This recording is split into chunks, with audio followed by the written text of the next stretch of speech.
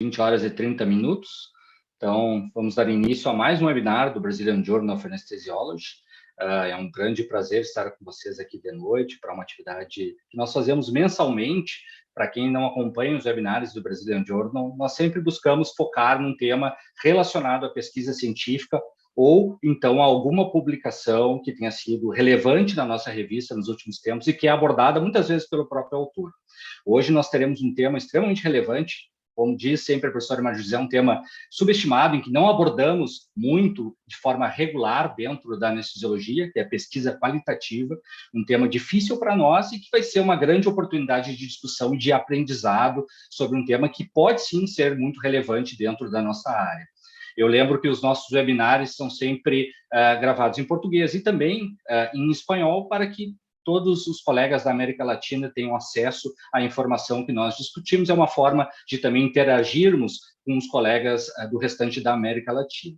Tá? Hoje teremos, então, convidados de peso discutindo esse tema, né? Eu logo já passo a palavra aos nossos moderadores do evento, que serão a professora Maria José Carmona, que dispensa apresentações, nossa antiga editora-chefe da revista, atualmente editora associada e professora da disciplina de anestesiologia da Faculdade de Medicina da Universidade de São Paulo, e o Dr. Vinícius Quintão, nosso editor associado já há bastante tempo e também que trabalha no Hospital das Clínicas da Faculdade de Medicina da Universidade de São Paulo. São dois colegas de trabalho junto à revista e que têm um papel fundamental nessa evolução da revista para atingir um patamar cada vez mais internacional de maior qualidade na revista. Então, passo a palavra agora à professora Maria José, que moderará a sessão.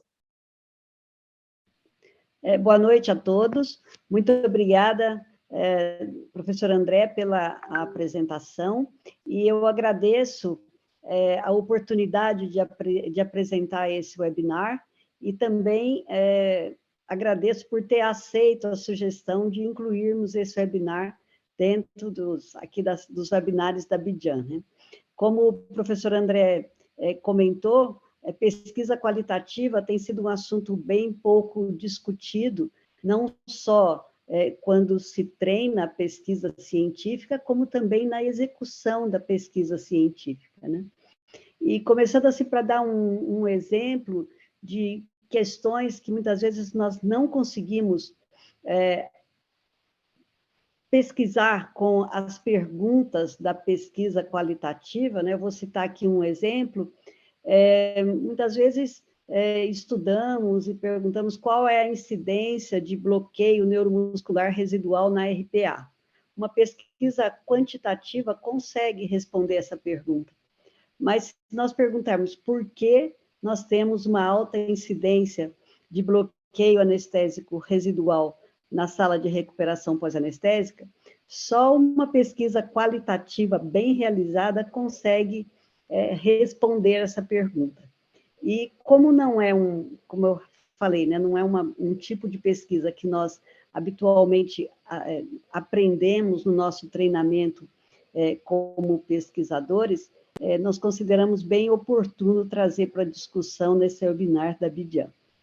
Eu agradeço novamente o professor André, a professora Maria Ângela, que está aqui conosco também, e o Vinícius e a Nara por terem encarado discutir conosco esse webinar. Os dois são meus alunos de doutorado, e eu tenho a alegria hoje de que o Dr. Vinícius ele está atuando como pesquisador da Academic Research Organization do Instituto do Coração, tendo a oportunidade de trabalhar com esse tipo de pesquisa, e a professora, a doutora Nara Spal, é uma estaticista e que está envolvida nesse tipo de pesquisa qualitativa. De fato, a doutora Nara está nos ensinando bastante sobre esse tipo de pesquisa, e eu agradeço a ela por estar aqui conosco. Então, eu passo a palavra para o Vinícius, que vai apresentar melhor a doutora Nara, para a gente começar realmente a apresentação dela. Doutor Vinícius, muito obrigada. Muito obrigado, professora, pela apresentação. Muito obrigado, André, também pela apresentação. É um prazer estar aqui novamente com vocês no webinar da Abidjan. e discutindo um tema que realmente é muito interessante e cada dia que passa está ficando mais importante para a anestesiologia. Coincidência ou não, ontem eu recebi um convite para revisar um artigo de pesquisa qualitativa em anestesia pediátrica. Foi muita coincidência acontecer isso ontem, pensando que a gente ia discutir esse assunto aqui hoje.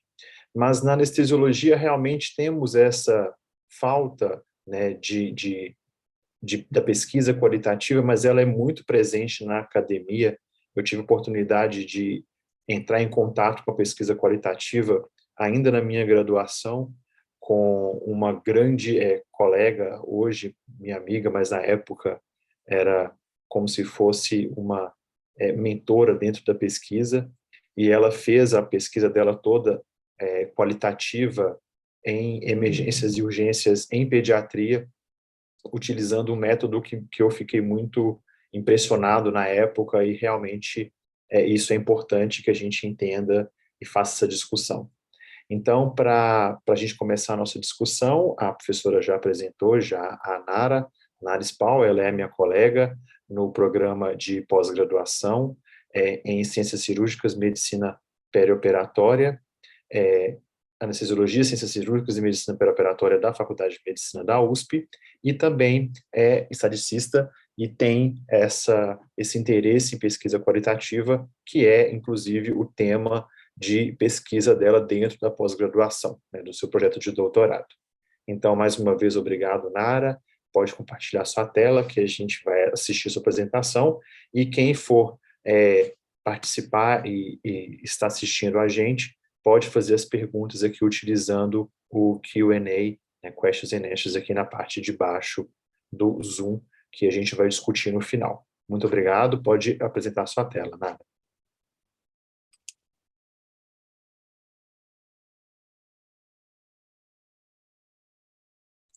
Bom, primeiro eu queria agradecer a oportunidade, né, de estar aqui com vocês hoje, apresentando um tema tão diferente, que normalmente não é discutido a fundo. Vou trazer algumas ideias, algumas pinceladas, para que a gente comece a pensar e discutir em alguns detalhes e, quem sabe, abrir novas oportunidades dentro da anestesiologia. Eu gostaria de começar aqui hoje perguntando para vocês, que vocês façam uma reflexão, considerando que nós estamos aqui numa revista técnica, né, e entendo que o maior público seja de pesquisadores. Pensem qual seria a sua próxima pesquisa, né, uma que você não iniciou ainda. Quando você pensar nisso, pense também qual que é o objetivo principal dessa pesquisa. Pode ser também de algum aluno de vocês. Então, com isso, eu queria que vocês pensassem o seguinte. Muitos me perguntam, quando eu estou na faculdade ou estou em algum trabalho, quando que eu vou usar uma pesquisa qualitativa, né? Então, essa é a primeira pergunta. Quando eu sei que eu tenho que usar uma pesquisa qualitativa? Então, a primeira coisa que eu queria levantar o que vocês pensaram? Se vocês estão pensando na pesquisa de vocês com hipóteses, ou seja, eu quero entender por que o paciente que recebe uma anestesia X, ele tem um resultado mais rápido, ou que a droga A tem um desfecho melhor pós-operatório do que a droga B, o equipamento que a gente está usando hoje é melhor, ou produz os resultados melhores do que o equipamento que nós tínhamos há 10 anos atrás, se o índice de mortalidade de um determinado procedimento anestésico é superior à que a gente vinha executando tradicionalmente. Então, essas são perguntas que normalmente a gente se faz quando vai fazer alguma pesquisa dentro da anestesiologia. Existe outra linha de pesquisa que vai verificar com relação às descrições. Então, o que a gente está interessado em saber? Observações comportamentais, análise de percepções, estudo das relações humanas, como eles vivem, qual que é a capacidade desses indivíduos de ver a realidade. Se o que vocês pensaram nas pesquisas que vocês vão realizar possui hipóteses, é porque vocês precisam utilizar uma pesquisa quantitativa. Se aquela pesquisa que vocês pensaram, o objetivo dela principal requer a descrição de um comportamento, vocês vão precisar utilizar uma pesquisa qualitativa. Então, essa é a principal diferença entre a quantitativa e a qualitativa.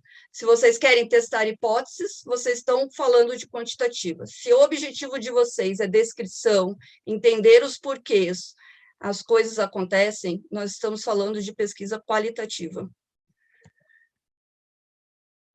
Então, o que a gente quer saber dentro da área da saúde é compreender melhor a experiência vivida nos grupos específicos dos nossos doentes. Aí a outra pergunta que me diz, mas eu já começo uma pesquisa científica determinando se ela é quantitativa ou qualitativa? Não. A análise quantitativa e qualitativa, elas são apenas ferramentas. Cada uma dessas ferramentas tem um papel específico. Então, como eu falei, é quantitativa ligado a hipóteses, qualitativo ligado a descrições, coisas subjetivas. Não há uma prioridade entre elas. Eu não posso dizer que quantitativo é melhor que qualitativo, nem qualitativo é melhor do que quantitativo. Cada ferramenta é aplicada para atender um objetivo. Então, não há um fator de impacto, eu diria assim, que eu pudesse dizer, essa ferramenta é melhor do que aquela. Então, o que vai me fazer decidir entre uma ferramenta e outra? A decisão é pelo tipo de pesquisa e o que eu quero, de fato, investigar. Ou seja, ele está intimamente ligado com o objetivo da pesquisa de vocês. Um exemplo clássico, né, do porquê de um estudo, uma pesquisa, que ela é qualitativa e tem um impacto fundamental, né, na pesquisa clínica e na medicina, é o estudo nucleico, molecular, em que a pesquisa foi inteira desenvolvida por métodos qualitativos. E ela é uma das pesquisas de maior impacto, né? Então, isso é um exemplo de que a qualitativa, não é porque é qualitativa que ela vai ter menos impacto do que uma pesquisa quantitativa. A teoria para desenvolver uma análise qualitativa, eu tenho diversas orientações metodológicas. Eu vou trazer alguns exemplos para vocês. Uma delas é a teoria fundamentada. A teoria fundamentada, ela usa basicamente entrevistas em relação a um tema, e o que ela mais quer é comparar se o que ela está buscando é semelhante ou diferente do que outras entrevistas que ela fez. Então, o que ela está interessada? Em construção de uma explicação teórica. Então, ela faz diversas comparações entre os textos para tentar identificar uma explicação teórica. E busca de padrões durante essas análises. E o mais interessante é que essa teoria, essa metodologia, ela foi desenvolvida justamente para compreender o relacionamento entre profissionais de saúde e os pacientes em fase terminal.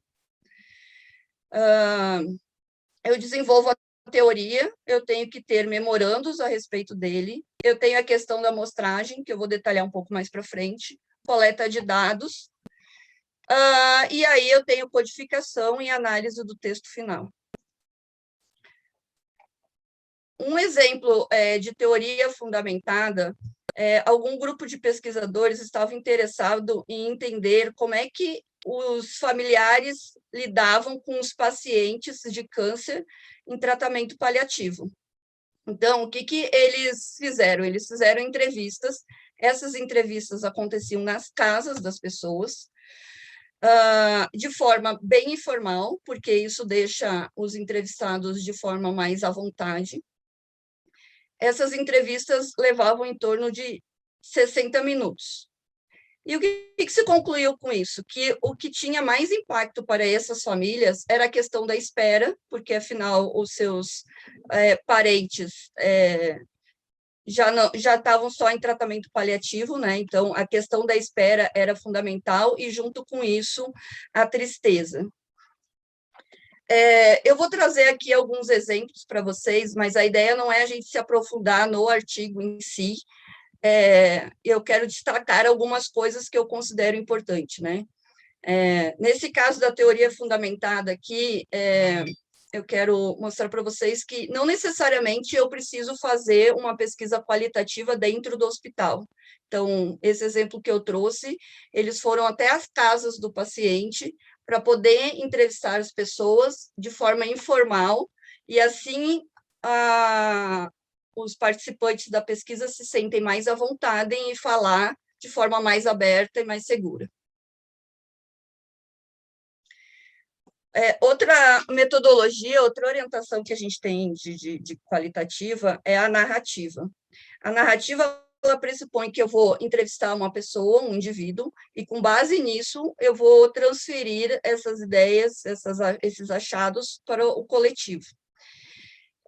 Quando você pensa em narrativas, pense em uma autobiografia. Então, são pessoas que contam as suas histórias, com suas palavras, com as suas experiências.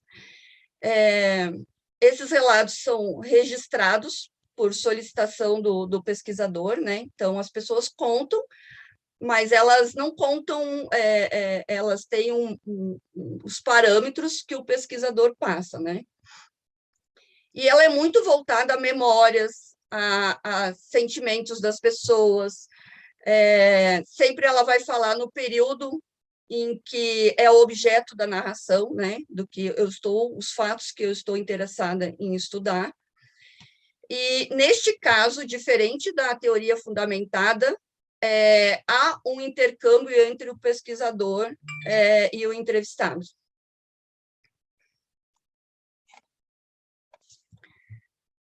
Esse exemplo que eu vou mostrar para vocês, ela fala um pouco sobre doenças hereditárias.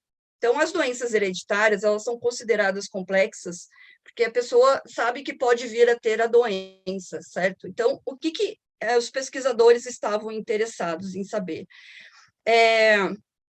Como as pessoas lidam com isso, né? Saber que ela tem uma doença grave, que é hereditária, e que ela pode vir a ter isso no momento. Então, elas entrevistaram algumas pessoas que narraram as experiências, como elas viviam, como elas se comportavam, como elas limitavam isso. Ele trouxe que essas entrevistas, elas eram mais longas que as fundamentadas. Então, as pessoas levavam de 30 a 90 minutos para contar a sua história e para citar as informações. E aí, uma das conclusões e relatos disso é como melhorar a equipe de enfermagem, né? Para que eles pudessem lidar com esses pacientes de uma forma diferente, e tratar e conversar com esses pacientes de uma forma diferente.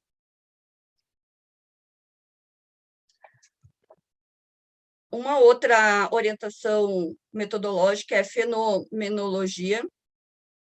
Ela é um pouquinho diferente do que a narrativa, porque a narrativa ela está interessada nos sentimentos das pessoas, no que elas acham, no que elas percebem. E a fenomenologia ela está interessada em um fato ou um fenômeno específico. Então, apesar dela fazer entrevistas com as pessoas e ter as percepções das pessoas, no fundo, o que os pesquisadores estão interessados aqui é identificar os fatos, né? Então, a maneira como o participante experimenta um evento específico, né, ligado à pesquisa.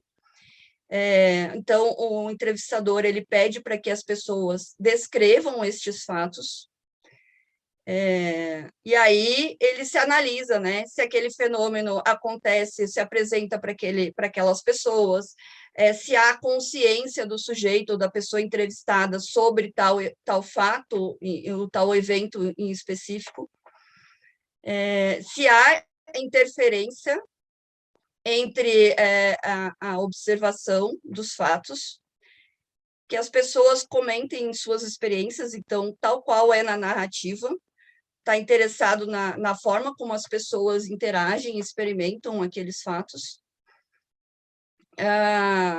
E aí, o que a gente está interessado no fundo, né? Em compreender o mundo e não explicar como as coisas acontecem. E aí, alguns exemplos disso foram entrevistados pais de adolescentes que estavam em estágio terminal, né? E, nesse caso aqui, o formato das entrevistas foi bem interessante, porque não foi feito apenas uma sessão de entrevistas, foram feitas mais sessões de entrevistas, desde o consentimento dos pais de entrarem na pesquisa até o falecimento dos parentes, dos adolescentes. E a pesquisa não foi feita em um único local, então, foi feito tanto na clínica, quanto outras entrevistas com as mesmas famílias em casa, e aí o trabalho foi feito uma conjugação dessas entrevistas. No total, 11 famílias concordaram em participar, e participar da pesquisa, mesmo sendo um momento doloroso, né? E aí as famílias se dedicam a responder as perguntas, tanto na clínica quanto em casa. E o que é que os pesquisadores estavam interessados, né? Como é que era a relação dos pais, porque o foco principal era a rotina da família. Então, como os pais lidavam com a rotina, como eles lidavam com as questões financeiras, com os cuidados. E aí, a maior conclusão disso é a forma com que os pais viam. Eles tinham uma preocupação, os pesquisadores, também com relação ao tempo, né? Porque quando você tem um adolescente em fase terminal, você sabe que você tem um tempo curto. Então, eles tinham, os pesquisadores, uma preocupação com o tempo. E a resposta dos pais foi que toda essa rotina e esse tempo é uma questão bem complexa. Porém, os pais tinham uma visão muito positiva. Então, eles lidavam com as questões de uma forma muito positiva. Então, o que eu queria chamar a atenção aqui nesse exemplo é que em pesquisas qualitativas você tem diversos formatos, né? Então, as primeiras que eu mostrei foram feitas, em geral, uma única entrevista ou uma narrativa, e nesse exemplo, os pesquisadores optaram por fazer diversas entrevistas com cada família em fases diferentes durante esse tempo.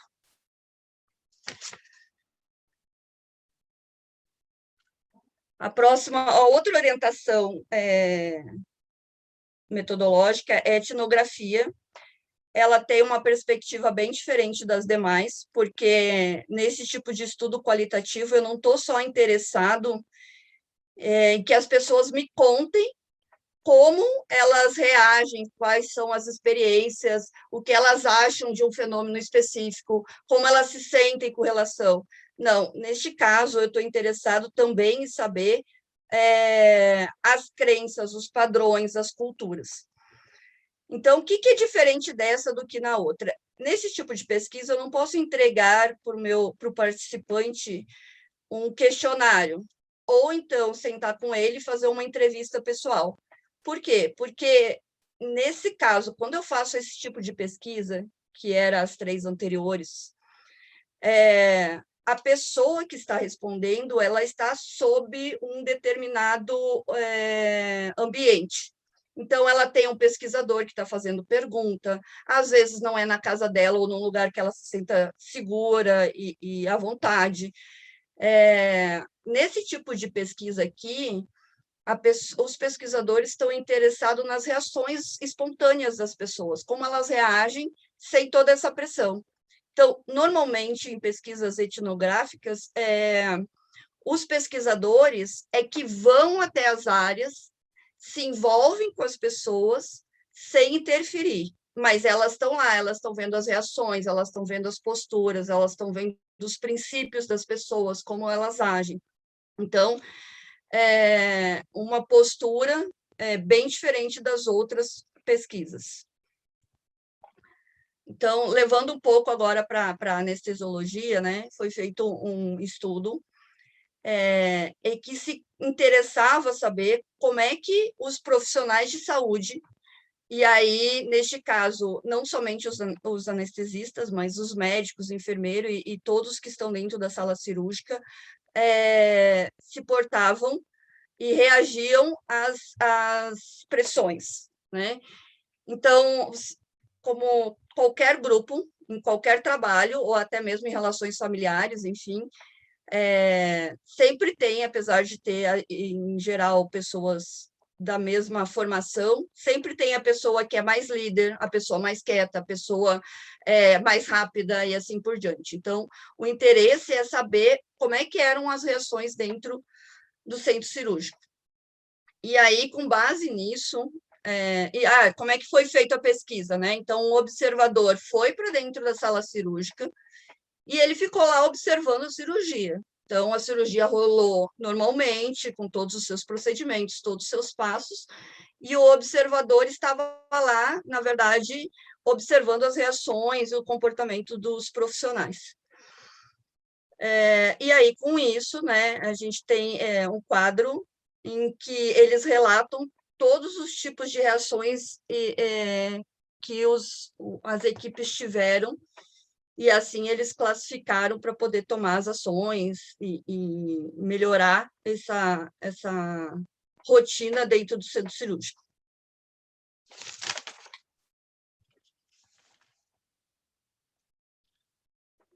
Estudo de caso. O estudo de caso ele é muito usado na anestesiologia. A ideia de um estudo de caso é compreender com profundidade um determinado caso. Um estudo de caso mesmo, ele é feito com um único sujeito. Então, o sujeito, quando a gente fala em sujeito aqui, num sentido mais amplo. Então, se eu estivesse conversando com uma equipe de administração de empresas, por exemplo, o estudo de caso, o sujeito poderia ser uma empresa específica. Então, eu vou fazer um estudo sobre aquela empresa. No caso da anestesiologia, em geral, o sujeito vai ser ou o paciente, ou vai ser um funcionário, ou o sujeito pode ser a família. Na grande maioria das pesquisas, o sujeito é um paciente. Então, diferente das outras, as outras pesquisas em geral, o banco de dados, digamos assim, que se trabalha são as entrevistas. Aqui, neste caso, se usa outros documentos também. Então, não se usa somente um foco de análise. Então, você tem documentações, você tem entrevistas, você tem imagens, às vezes. Então, no estudo de caso, você normalmente não se detém a um único fonte de informação. E aqui você consegue entender com uma maior profundidade como aquele caso se comportou, reagiu num determinado evento, enfim. E aí, como toda pesquisa, né, a ideia é que, com base nesse estudo mais aprofundado, a gente consegue chegar a algumas conclusões gerais. Um exemplo disso nós temos aqui um estudo que foi feito com pacientes que tinham vertigens, né, com problemas achados neurológicos. E aí, o que acontece? Esse paciente tinha algumas características específicas. E aí, para descrever a pesquisa de estudo de caso, os pesquisadores trazem, né? Eles trazem imagem, eles trazem tabelas, para que possa se detalhar o que, neste caso específico, aconteceu, e para, dessa forma, outros pesquisadores possam usar essas informações e ter a condução dos pacientes que tenham condições similares, poderem atuar com maior profundidade. Na anestesiologia, o que eu tenho visto são estudos que seria decorrente desse, que ao invés de eu descrever um único estudo de caso, te descreve uma série de estudos de casos. E aí, o que eu queria chamar a atenção é que, quando eu falo uma série de estudos de casos, não quer dizer que eu vou ter 500 pacientes para estudar, né? Em vez de ter um, que seria o estudo de caso tradicional, digamos assim, às vezes eu tenho 3 casos, 2 casos. Esse exemplo aqui é da própria revista, né? Em que estava interessado em entender por que alguns anestesiologistas que tomavam muitos remédios, enfim, acabaram falecendo, né, em decorrências desse excesso. E aí se usou também diversas fontes de dados, então, até para obter quais seriam os anestesiologistas. E aqui o que foi mais interessante é que as entrevistas e os documentos não eram apenas dos pacientes, então tentou se buscar informações com pacientes, com familiares e com amigos. E o que eu queria chamar a atenção de vocês é que em estudos de qualitativos a gente usa muito fluxos para demonstrar e tabelas, né? Então, aqui também eu tenho alguns desses elementos. Bom, com relação à orientação metodológica, então eu descrevi aqui 5 deles: a teoria fundamentada, que é onde eu estou buscando padrões e semelhanças entre as pessoas; a fenomenologia, que estrutura a essência e a profundidade; a etnografia, em que eu tenho a imersão, a ação e engajamento do investigador, ele precisa, de fato, estar lá dentro do local ou do grupo em estudo para poder capturar a parte cultural. Eu tenho a narrativa, em que contamos o que é a nossa experiência, como a gente viveu, uma espécie de autobiografia. Nós temos os estudos de caso, em que nós temos aí as observações, as entrevistas e vários documentos que podem ser usados, mas o objetivo principal é detalhar o ambiente ou a situação, o paciente, enfim, de forma mais profunda possível. Essas são as únicas orientações metodológicas? Não, existem outras, muito utilizadas, como a análise de conteúdo. Não é tão utilizada dentro da anestesiologia, mas eu acho que é uma oportunidade.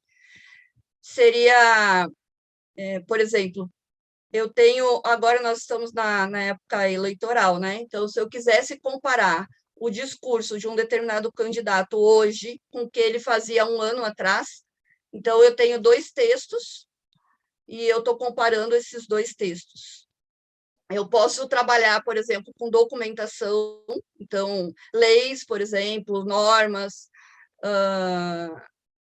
e dentro da anestesiologia, eu acredito que vocês poderiam trabalhar com regulamentações, né?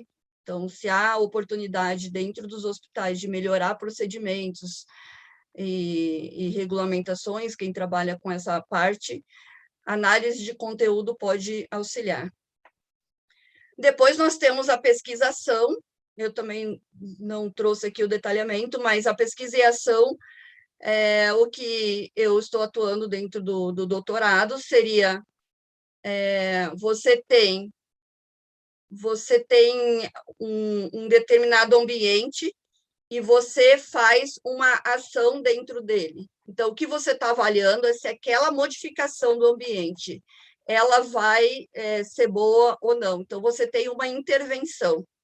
Nas outras pesquisas que eu comentei, nenhuma você interfere no processo, né? Nenhuma delas. A pesquisa e a ação, você já tem um grau de interferência dentro do processo.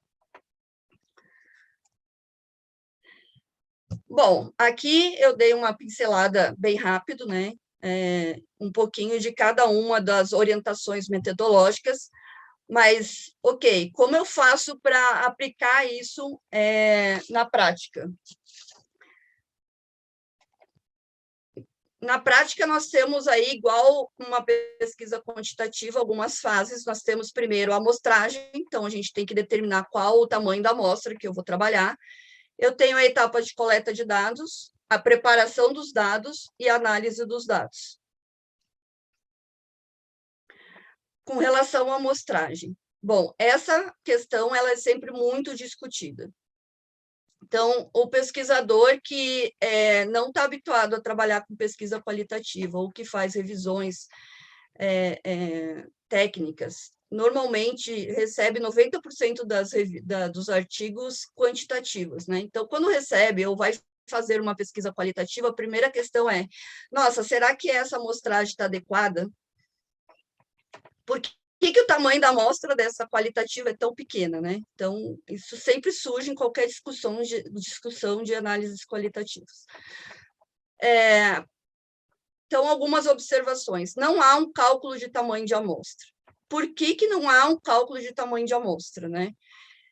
Como eu falei lá no início, nós estamos aí dividindo o trabalho, nós temos duas ferramentas para validar nossas pesquisas. Uma é a quantitativa e a outra é a qualitativa. A quantitativa, eu tenho hipóteses. Se eu tenho hipótese, eu tenho qual o nível de confiança que eu quero ter para aquela minha hipótese, eu tenho erro tipo 1, eu tenho erro tipo 2, eu tenho como calcular o poder. Agora, se eu estou usando uma ferramenta qualitativa, eu estou descrevendo algum evento, estou descrevendo percepções, então o meu foco aqui é os porquês. Quando eu falo em porquês, eu não tenho mais nível de confiança, eu não tenho poder, eu não tenho erro tipo 1, não tenho nada disso. Então, eu não tenho como calcular um tamanho de amostra, não existe uma fórmula para calcular tamanho de amostra tal qual existe em quantitativo. Então, por isso, também não há um número mínimo de participantes. Um bom exemplo disso é o estudo de caso. O estudo de caso, ele o tradicional é um estudo de caso, é o sujeito que eu estou analisando. E aí, a grande questão que fica então, por que esses são os participantes que vão entrar na minha pesquisa? Como eu faço para garantir que a minha amostra é boa o suficiente para chegar às conclusões que eu quero? Né? Qual a garantia de que tudo aquilo que eu fiz, que eu estou estudando, eu posso fazer com que a minha pesquisa saia daquela amostra e eu possa dizer, olha, pessoas com essas características têm esse tipo de comportamento.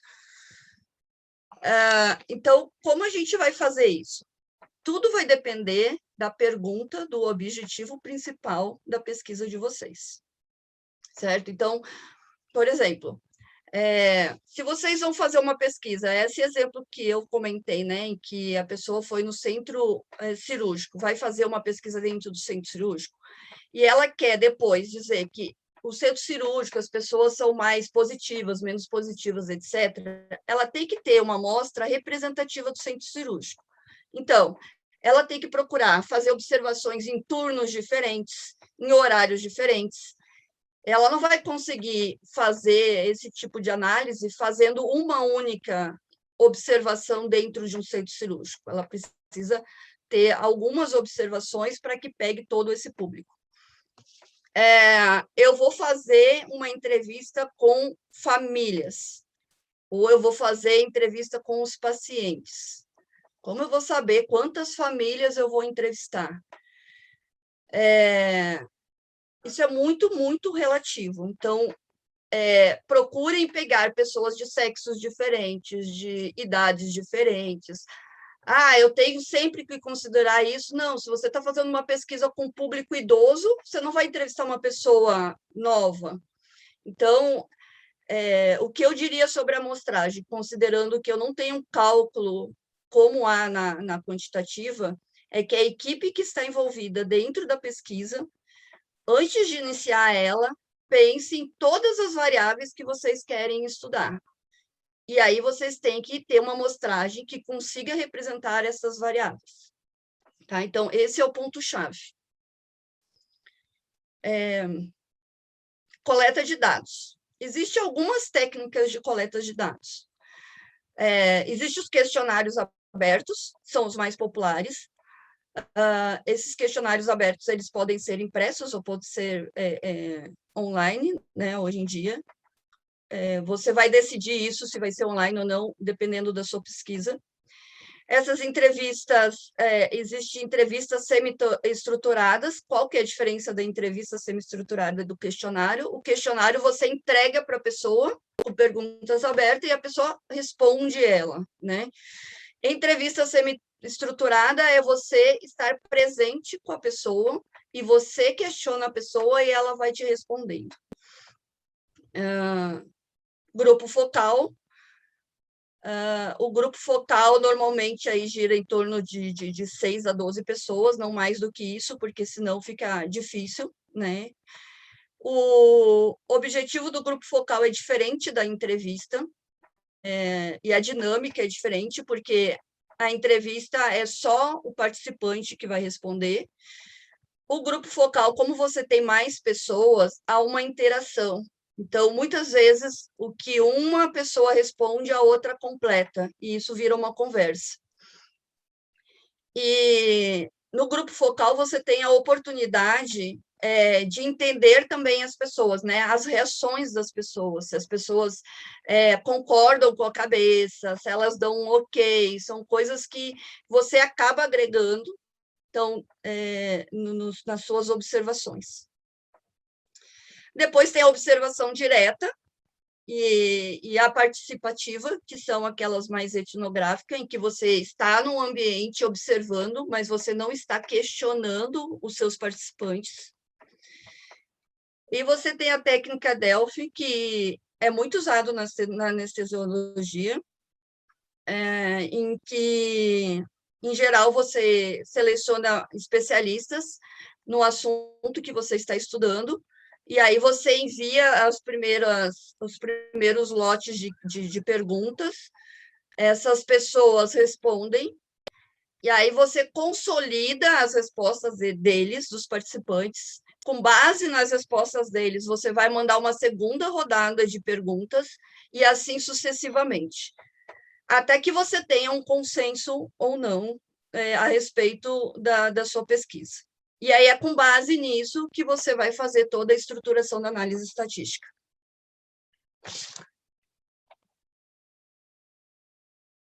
Bom, com relação a dados, né, de pesquisas qualitativas, quando nós estamos falando em quantitativa, são números, né? Você tem números, ou então você tem categorias, né? Você tem sexo masculino, feminino, se é alto, se é baixo, enfim. Quando nós estamos falando em análises qualitativas, o que você tem? Você tem transcrição de entrevistas abertas. Então, por exemplo, vai fazer um grupo focal. Você não vai escrever tudo, nem os participantes, você vai gravar o que eles estão falando. Então, as transcrições são os teus dados. Você tem vídeos, então, dependendo da pesquisa, você pode usar vídeos. Você pode usar imagens ou fotos. No caso da medicina, muitas vezes se usa exames, né, de imagem, alguma coisa assim, vocês podem utilizar. Bom, as transcrições têm das entrevistas e dos grupos, textos e documentos, fontes de multimídia, de domínio público, manuais, relatórios bibliográficos e anotações de campo. Anotações de campos você é a observadora e você vai anotando tudo o que acontece, né, durante a observação. Bom, eu tenho os dados de diversas formas. Como eu vou tratar? Em geral, na anestesiologia, a gente tem os textos, porque a maioria das pesquisas qualitativas são entrevistas com pacientes, familiares, ou então com a equipe, né? Dentro de um hospital ou de uma clínica. E aí, o que eu tenho de dados são os textos. Como eu estudo esses textos? Então, os textos, eles têm esse desenho bem interessante, que imaginem que você entrevistou 10 pessoas. Então, você tem 10 textos. O conjunto desses 10 textos é o teu corpus. O que é o corpus? O corpus é a base de dados de vocês. Então, é onde tem todas as informações colhidas durante as entrevistas. Se você estivesse na pesquisa quantitativa, só fazendo um relacionamento, é aquela tabela famosa que você tem uma coluna para cada variável. E aqui, em vez de ter uma coluna para cada variável, você tem um conjunto de textos. Esses conjuntos de textos são os corpos. Cada conjunto de texto é formado por textos, que são segmentos. Se eu tiver feito entrevistas, como esse meu exemplo de 10 entrevistas, cada uma das entrevistas é um segmento de texto. Agora, imaginem que vocês estejam fazendo uma pesquisa em que vocês estão analisando documentos. Então, o documento é dividido em partes, essas partes são os segmentos de textos. Tá? E aí, depois, então, o texto é o conjunto dos segmentos do texto, e segmento de texto é cada um dos trechinhos. Bom, aí eu tenho lá os meus segmentos, meu corpus com todos os seus textos e todos os seus segmentos de textos. O que eu vou fazer com isso? Primeira coisa que eu tenho que fazer é tratar este corpus. Então, eu preciso codificar os dados, categorizar esses dados, tokenizar, fragmentar o texto, agrupar partes, quando eu estou, por exemplo, com imagens, e fazer a vetorização. Trocando aí de linguagem, né, de estatística para uma linguagem mais simples, na prática, o que a gente está fazendo? A gente está limpando um pouco do texto para poder fazer as análises. Então, o que eu vou fazer? Eu vou tirar, por exemplo, artigos e vou deixar apenas as palavras mais relevantes, que são as palavras que, de fato, nos trazem um sentido. Então, sai os artigos, sai aquelas palavras que, às vezes, as pessoas comentam, né? Tipo, então, né? E assim por diante. E a vetorização e tokenização seria, você tem as palavras e você põe todas elas no padrão. Então, um exemplo seria, vou seguir esse procedimento. Aí outra pessoa que foi entrevistada diz, o procedimento, o processo que eu fiz foi esse e aquele. Então, você pega a palavra e coloca ela toda no mesmo sentido.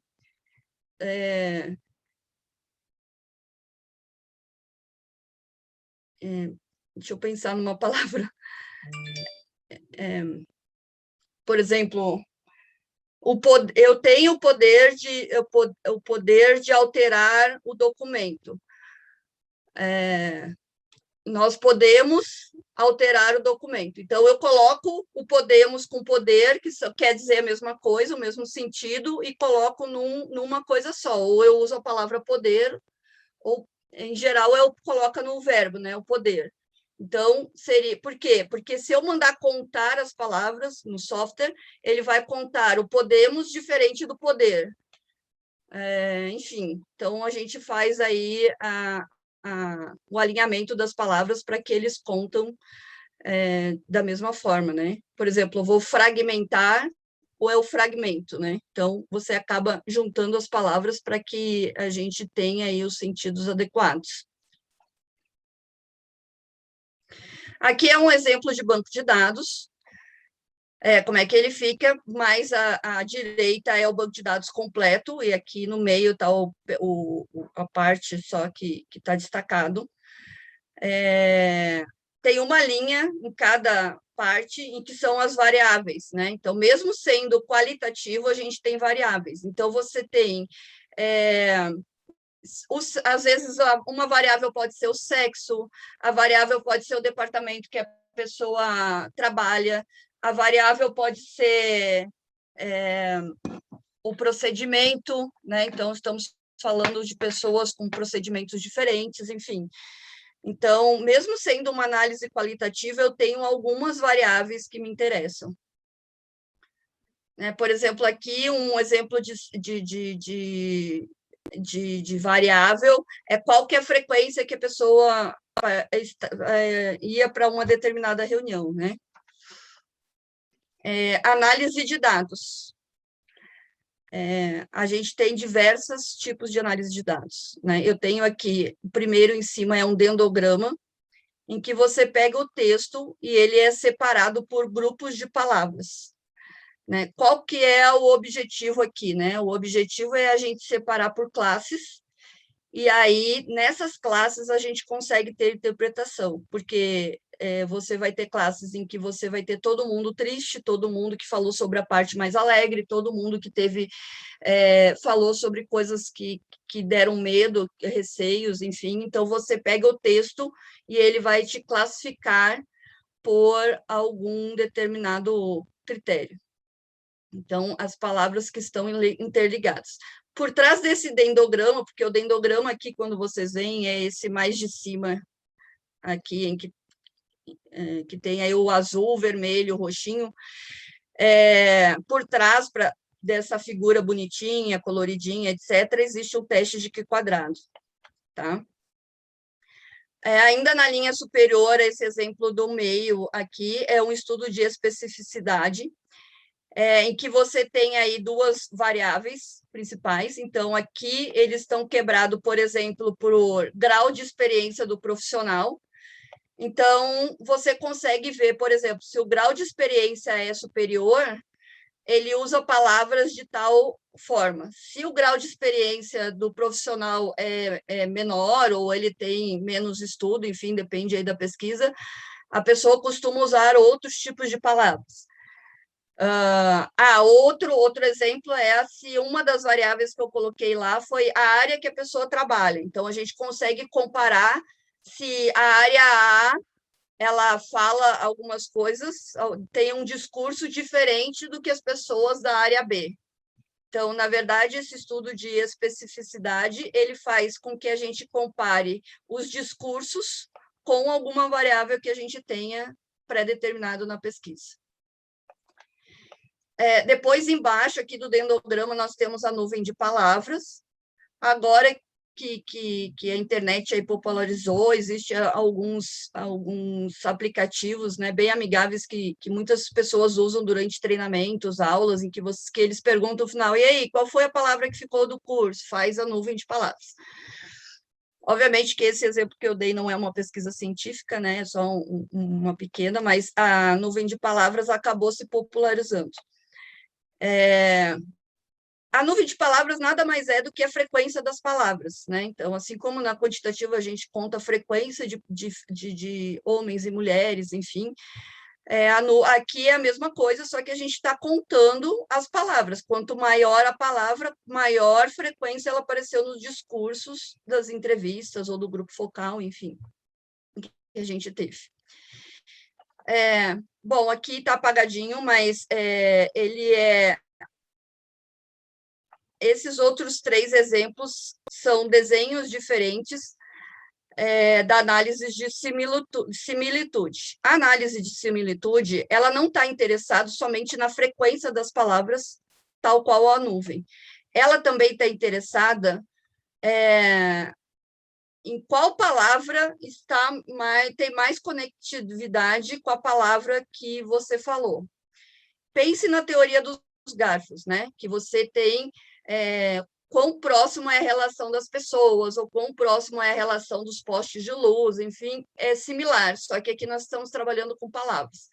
Então, a interpretação seria mais ou menos assim, você tem os núcleos, que são as palavras mais relevantes, e as palavras que estão mais próximas desses núcleos são as palavras que as pessoas sempre falam quando falam a palavra principal. Então, por exemplo, as pessoas, toda vez que falam de amor, falam de viagem. Toda vez que falam de viagem, falam de praia.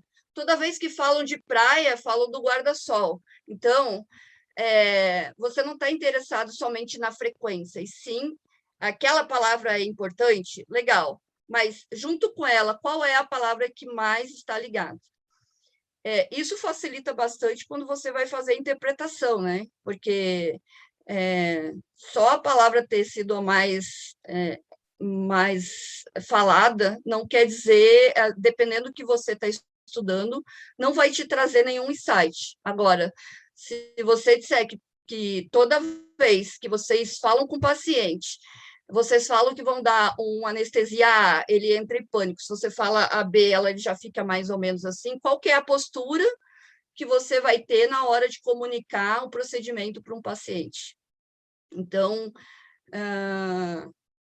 saber as relações das palavras é interessante. A diferença entre esses 3 gráficos, que é o do meio e baixo, e os 2 do lado direito, é apenas visual, tá?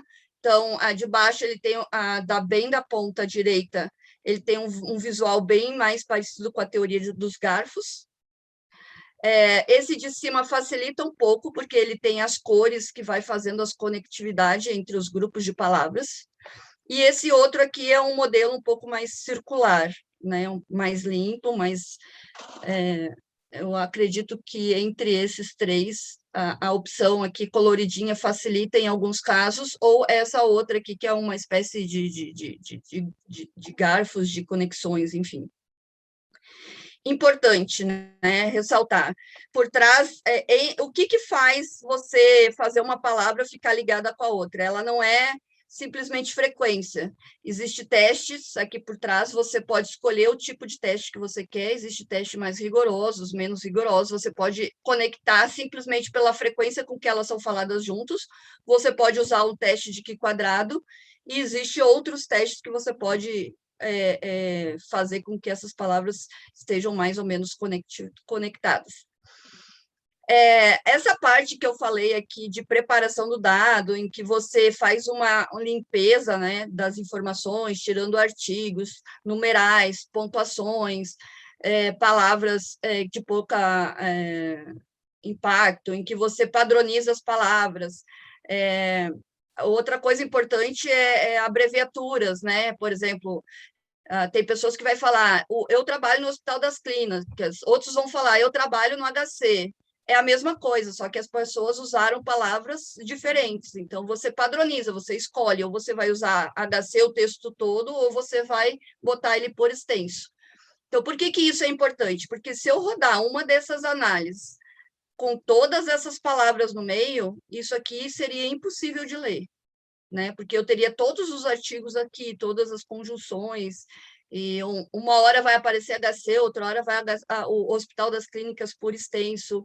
Lá você precisa, quando é Hospital das Clínicas, você precisa botar um hífen, porque se você tiver 2 palavras separadas, vai aparecer na análise hospital e outra palavra, clínicas, né? E isso pode gerar confusão. Eu estou falando do Hospital das Clínicas específico, ou estou falando um hospital geral, né? Então, todos esses cuidados têm que ser tomados nessa parte aqui. Bom, até aqui nós temos as análises dos dados, né? A gente já passou, então, definimos a amostragem, definimos qual que é a orientação metodológica, definimos qual que é a técnica de entrevista que nós vamos usar.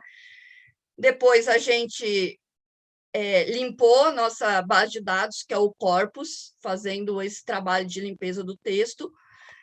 Realizamos as análises estatísticas. E agora, o que a gente vai fazer é como eu vou mostrar isso dentro de um artigo científico, né? Aqui eu tenho 2 artigos científicos da anestesiologia, para mostrar para vocês algumas opções.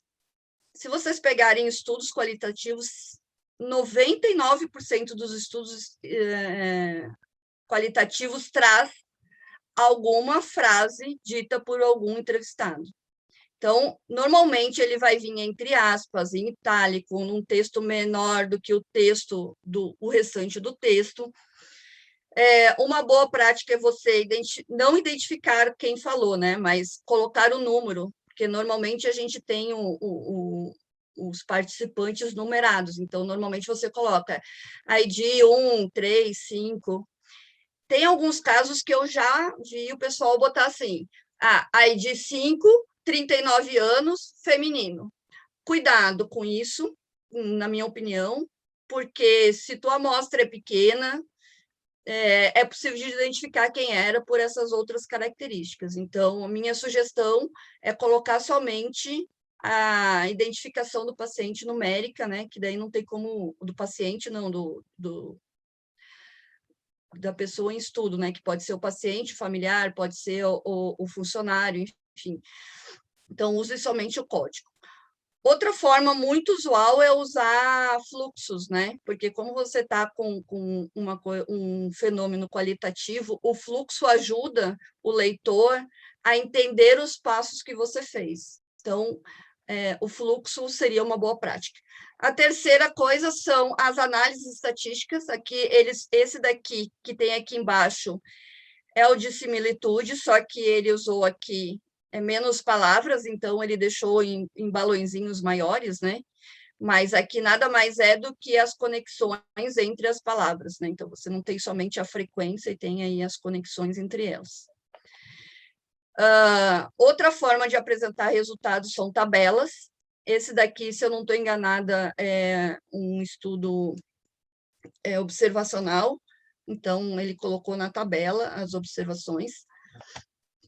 E esse estudo também, além de usar aqui os comentários, né, das pessoas, ele fez uma outra coisa que facilita bastante quando é estudo qualitativo, que é dividir o que foi feito durante a pesquisa em fases, né? Então, cada uma das coisas conclusões e ações que eles tiveram durante a pesquisa, eles foram relatando em fases, ao invés de trazer isso tudo em uma tabela. Bom, toda a pesquisa qualitativa também tem aí as suas premissas dentro do Equator. Então, tem o Coreg, que é um pouco mais genérica, e tem algumas outras também específicas, né? Então, quem vai fazer, por exemplo, o grupo focal, tem uma que é só para o grupo focal, que tem algumas características, algumas itens no checklist um pouco diferente, que é bom observar. Então, se você vai fazer uma pesquisa qualitativa, minha sugestão é ler esse mais genérico e dar uma pesquisada se não tem algo um pouco mais específico, mais na linha da sua pesquisa, porque esses checklists sempre vão te lembrar de alguma coisa que precisa ser relatado dentro do teu artigo científico. Um overview de tudo, né? Quando a gente quer fazer, então, uma pesquisa qualitativa, a gente quer uma ferramenta que nos ajude a achar as razões e as experiências, entender por que essas experiências elas variam de um indivíduo para o outro. Porque se a gente entender esses porquês, né? Por que a pessoa tem medo, por que a pessoa tem mais dor que a outra pessoa, as inseguranças, né, dos pacientes, as inseguranças dos funcionários, as inseguranças dos familiares. Se eu conseguir entender os porquês desse sistema tão complexo, eu consigo modificar os processos dentro de um hospital ou de uma clínica de forma a tornar essa experiência dos pacientes e dos funcionários, né, porque os funcionários também estão sob a pressão desse ambiente, melhorando o serviço da assistência de saúde, né? Então, agora, como é que eu vou fazer uma pesquisa qualitativa, né? Com base numa compreensão clara dos objetivos da investigação. Como é que eu vou determinar o melhor método, a melhor forma de pesquisar, a melhor análise estatística? O objetivo da investigação de vocês é o ponto principal. E é da onde vocês vão delimitar todo o restante da pesquisa, inclusive a amostra. Para finalizar aqui, tem um ponto interessante que eu gostaria de comentar, que é a parte tecnológica, né?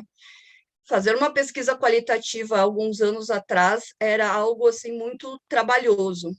E hoje, com o avanço da tecnologia, isso facilita muito. Então, por exemplo, o pessoal que gosta de trabalhar com o método Delphi, por exemplo, hoje consegue reunir especialistas que estão em diversas partes do mundo. Tem um exemplo que foi pesquisado, por que os anestesiologistas de Ruanda saíam do país. Então, eles entrevistaram várias pessoas em vários lugares, e apesar de muitos acreditaram que fosse a parte financeira, né? Na verdade, era falta de equipamento, falta de estrutura para eles trabalharem. Como é que foi feito isso? essas pessoas saíram do país, então você fez a entrevista com as pessoas em lugares diferentes. Se não tivesse o advento da tecnologia, isso já seria uma pesquisa complexa de ser feita, né? Imagina você ter que reunir todos para fazer esse tipo de pesquisa. Agora, eu não posso substituir as entrevistas em 100% dos casos. Tem casos, por exemplo, um grupo focal, você tem a presença da pessoa, você consegue observar se ela gostou ou não de alguma coisa na reação dela. Muitas vezes ela não fala, mas a reação dela te traz um insight. E quando eu falo em grupo focal, eu não falo somente numa entrevista, né? Num grupo focal, você pode usar outros recursos que outras áreas fora da anestesiologia já vêm usando, que talvez sejam interessantes, né, se pensar na anestesiologia, que são cheiros, sabores e visual. Então, você pode fazer um grupo focal para verificar, testar cheiros de algumas coisas, ou que eles experimentem algumas coisas, ou então que eles olhem a imagem e comentem em cima dessas imagens. Então, se você está num grupo focal, você não consegue fazer uma análise de grupo focal usando a internet, usando o Zoom, usando alguma tecnologia que cada pessoa esteja num lugar diferente, porque nesse tipo de análise você precisa visualizar a reação das pessoas. Muito menos se você for fazer uma pesquisa etnológica, né? Você precisa estar dentro do grupo para observar. Então, ela não te agregaria muito. Então, a tecnologia, ela agrega muito sempre, mas dependendo da pesquisa, ela não vai te ajudar muito nessa parte de coleta de dados. Com relação à análise estatística, realizar essas análises de similitude e de especificidade, aí sim, aí existem diversos softwares, vocês podem fazer essas análises dentro do R, vocês podem fazer dentro do Iramutec, do Python, enfim, tem diversos aí ferramentas que podem ser utilizados, muitos deles, inclusive, free, open source, que vocês podem utilizar para fazer essas análises. Não sei se ficou alguma questão, porque eu não estou enxergando vocês, mas a intenção hoje era dar um overview para vocês, uma geral, né? Com a intenção de, quem sabe, instigá-los a pensar na próxima pesquisa algo qualitativo.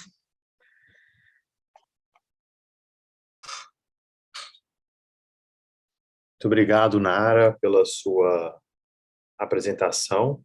Realmente muito interessante, e o que eu mais fiquei impressionado aqui com a sua apresentação é que realmente eu não tinha esse conhecimento, que existe estatística, né, por trás da pesquisa qualitativa, né? Então, acho que ficou bem claro, né, que você falou que é só uma ferramenta de pesquisa, né, mas uma ferramenta bem diferente do que a gente está acostumado quando a gente pensa na pesquisa quantitativa, mas eu achei muito interessante essa questão de ter mesmo a estatística por trás, né, dos seus dados, quando você vai discutir e mostrar os seus dados, né? Então, realmente, muito interessante.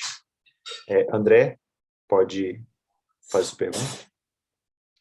Perfeito, muito obrigado, Vinícius. Parabéns, Nara, acho que apresentação excelente, né, sobre um tema muito difícil para nós, mas acho que foi uma apresentação extremamente didática, a gente pôde entender um pouco de todas as fases que envolvem a pesquisa qualitativa.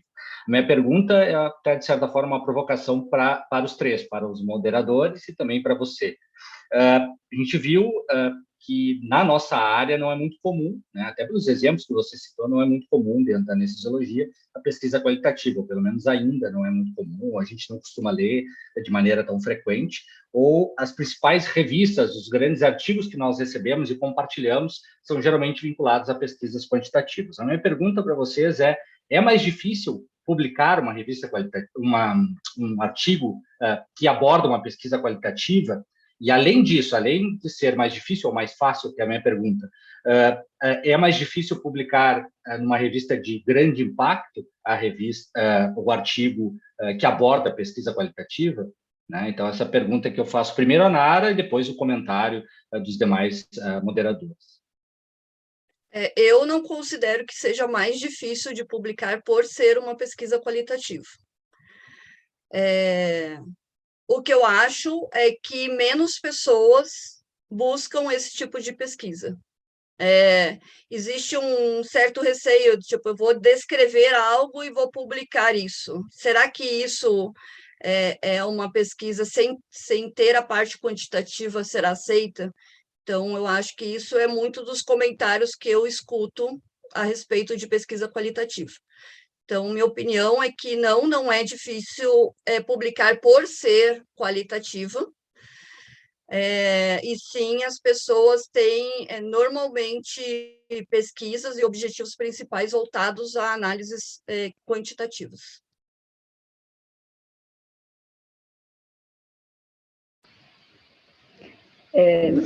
Eu acho que, bom, a Nara acho que explicou bem, mas antes eu queria complementar o comentário do Vinícius sobre a estatística por trás da pesquisa qualitativa, né? De fato, acho que a Nara vai concordar comigo, o que a gente faz na pesquisa qualitativa é um método de coleta e você acaba transformando os dados para uma análise quantitativa, certo, Nara? Isso. A diferença básica é que as perguntas são abertas, né? E uma das críticas que se faz a respeito disso é que para você poder fazer essa última análise de dados que tem aí um fundamento estatístico por trás, existe a preparação da base de dados, né? Então, o maior cuidado que precisa ter para se manter isento, né? Então, o pesquisador precisa se manter isento quando pega esses discursos e faz essa limpeza dos dados, tirando artigos, enfim, essas coisas. Mas aí, respondendo, dando a minha opinião sobre a pergunta do André, o que eu acho, André, que ainda na área médica, quando submete o artigo, a gente tem mais dificuldade de ter pessoas que saibam avaliar bem aquele artigo, justamente pelo que a gente comentou que a pesquisa qualitativa é pouco introduzida ainda no nosso meio. Não sei se você, o Vinícius, concordam com essa minha opinião.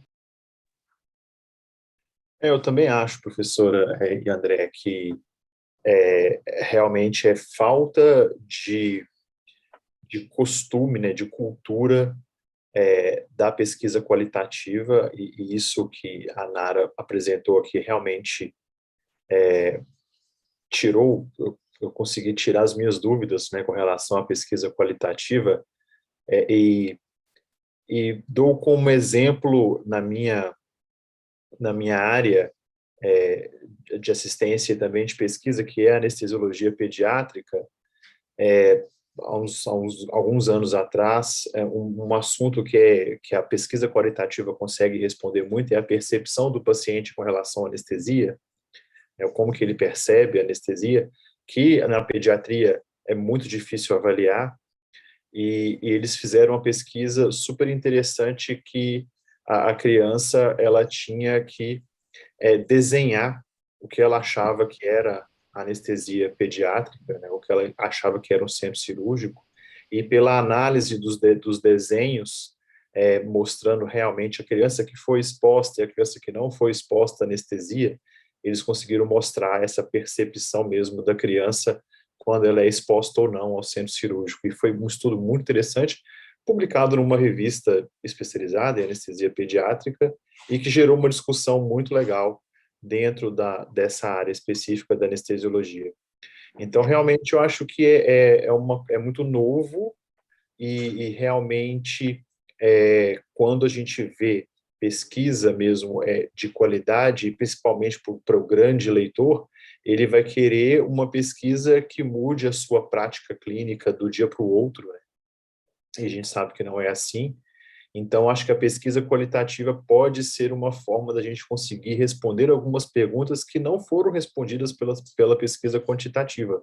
Então, acho que tentar, né, pensar na pesquisa qualitativa para tentar responder essas perguntas que a pesquisa quantitativa até hoje não conseguiu responder.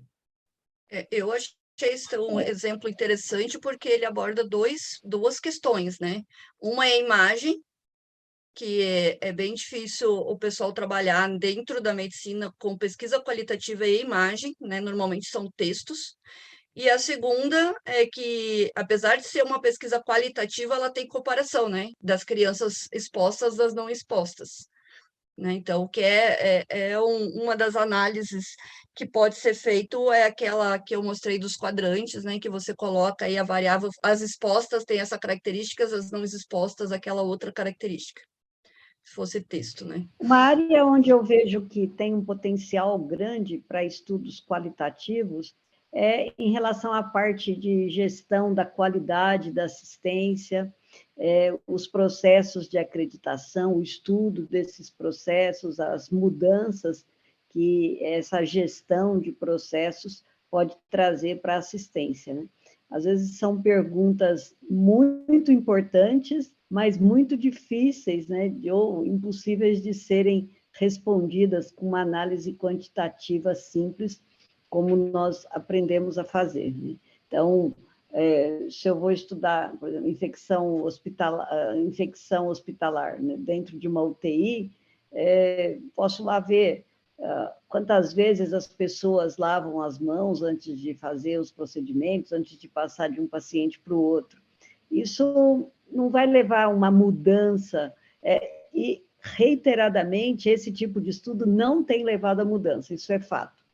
Mas o estudo aí por pesquisa qualitativa de por que os médicos ou a enfermagem lava pouco as mãos dentro de uma UTI, isso a pesquisa qualitativa pode levar a conclusões que mudam os processos, né? Vai falar, é porque as pias ficam longe, é porque a enfermeira ou auxiliar de enfermagem está cuidando de muitos pacientes ao mesmo tempo. Então, sei lá, algumas inferências que eu estou fazendo aqui, mas que só uma pesquisa qualitativa pode mostrar essas conclusões e levar a uma mudança. Essa é a minha percepção, que eu acho que nessa área é uma área onde realmente esse tipo de estudo pode ser bastante útil. São os projetos de melhoria de qualidade, né?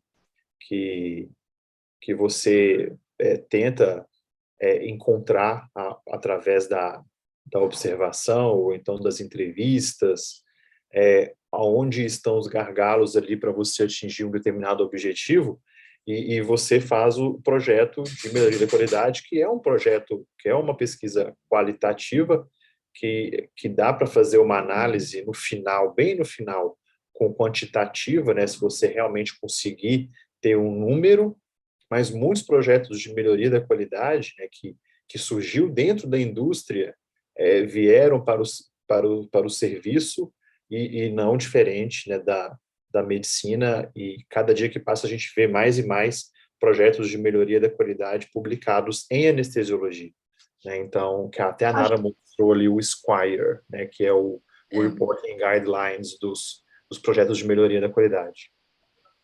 Eu acho que você tocou num ponto importante, que eu acho que a Nara talvez pudesse trazer alguma experiência, porque a Nara, ela veio da área da indústria, né?